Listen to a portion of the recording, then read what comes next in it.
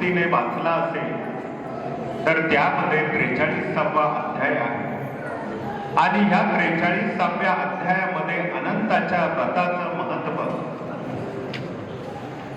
साक्षात परब्रह्माने त्या ग्रंथामध्ये नमूद केलेले आहे।